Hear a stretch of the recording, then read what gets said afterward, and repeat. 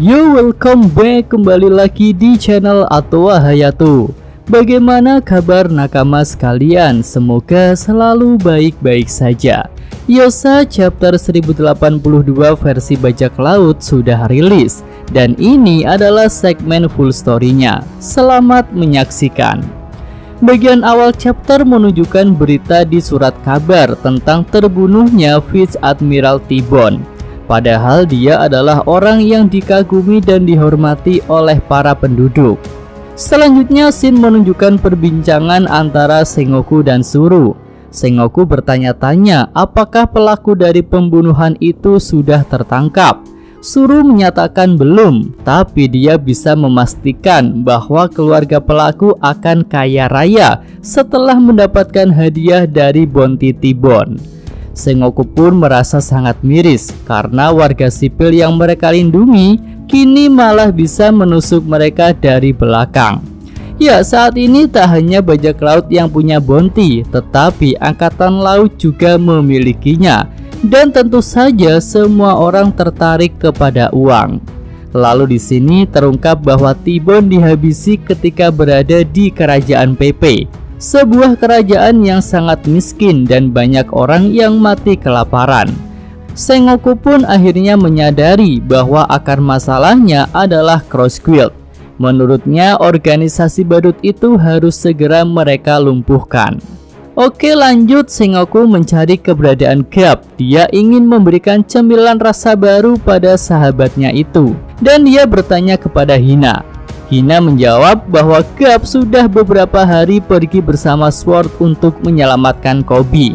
Ya, hal itu sontak membuat Sengoku dan Suru jadi terkejut karena Garp sudah pergi ke Pulau Hachinosu.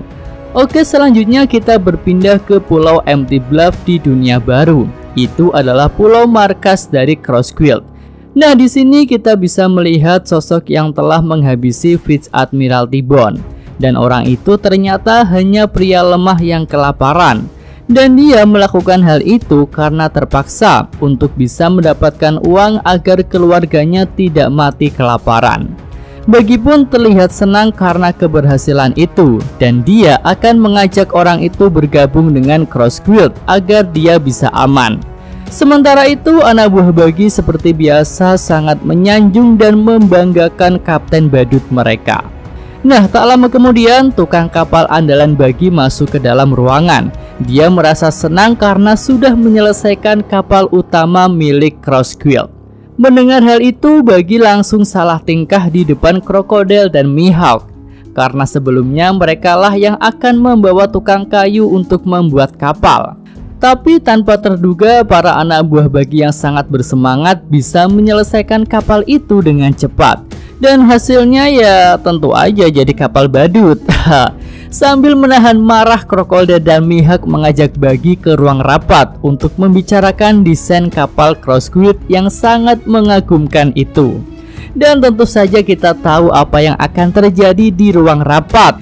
Ya, Bagi Sencho dihajar habis-habisan. Nah, pada momen ini Bagi seperti mendapatkan keberanian untuk memperjuangkan hidupnya. Dia merasa lebih baik mati daripada hidup seperti ini, karena itu tidak seperti yang dia impikan. Sementara itu, Mihawk dan Crocodile sedang membahas mengenai arah tujuan Cross Guild. Tujuan yang mereka harapkan adalah mendirikan sebuah negara militer bernama Utopia. Mihawk dan Crocodile pun merencanakan untuk mengumpulkan kekuatan dan harta yang lebih banyak lagi, agar rencana mereka bisa terwujud. Bagi yang mendengar percakapan itu semakin tidak tahan. Dia merasa rencana Mihawk dan Crocodile itu bukan sebuah rencana bagi seorang bajak laut. Nah, Bagi pun menjelaskan bahwa Akagami no Sang sudah bergerak untuk menuju Laftel dan mendapatkan One Piece. Lalu Bagi mengingat flashbacknya dengan Shanks. Saat itu dia merasa tak bisa mengejar kemajuan Shanks, jadi dia membuang mimpinya. Ya, Bagi merasa sanglah yang pantas untuk menjadi raja bajak laut selanjutnya, menggantikan kapten mereka Goldie Roger. Tapi ternyata saat itu Shanks memutuskan untuk tidak pergi ke Laftel. Tampaknya Shanks punya pertimbangan lain yang tidak diketahui oleh Bagi. Bagi yang merasa kecewa memutuskan untuk berpisah dengan rekannya itu. Lalu sekarang dengan sebuah keberuntungan Buggy bisa sejajar lagi dengan Shanks, yaitu sama-sama menjadi Yonko. Jadi kali ini sang badut bombastis sekali lagi akan mengejar mimpinya untuk menjadi Raja Bajak Laut. Buggy pun terlihat sudah siap mati untuk memperjuangkan mimpinya itu.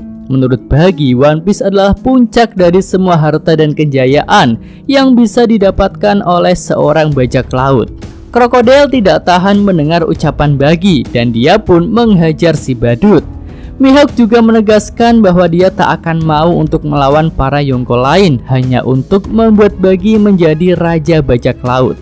Namun Buggy membantahnya. Menurut konsep simpelnya, mencari One Piece hanyalah pertarungan berburu harta. Jadi pemenangnya bukan yang terkuat, tetapi yang lebih dulu menemukan harta itu.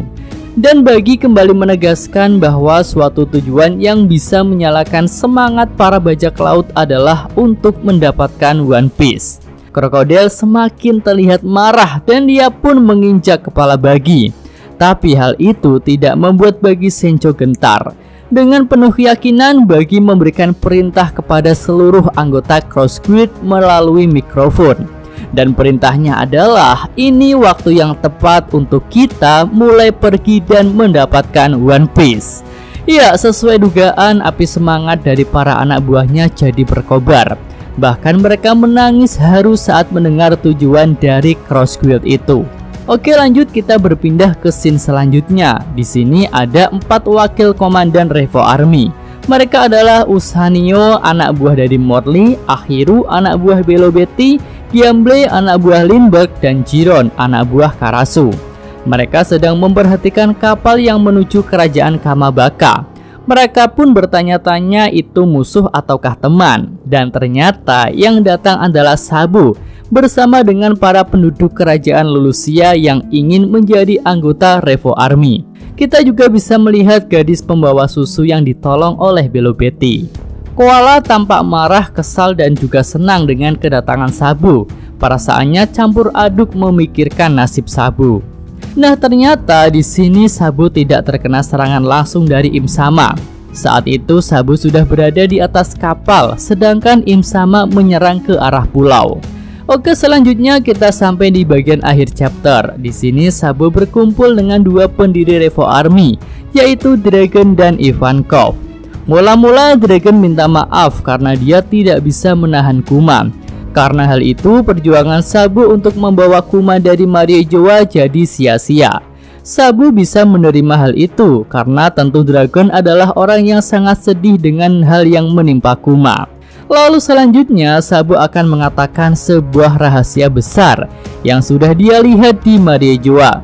Sebuah rahasia yang jika tahu saja akan membuat nyawa jadi terancam. Tapi chapter ini berakhir sebelum Sabu menjelaskan tentang apa rahasia itu.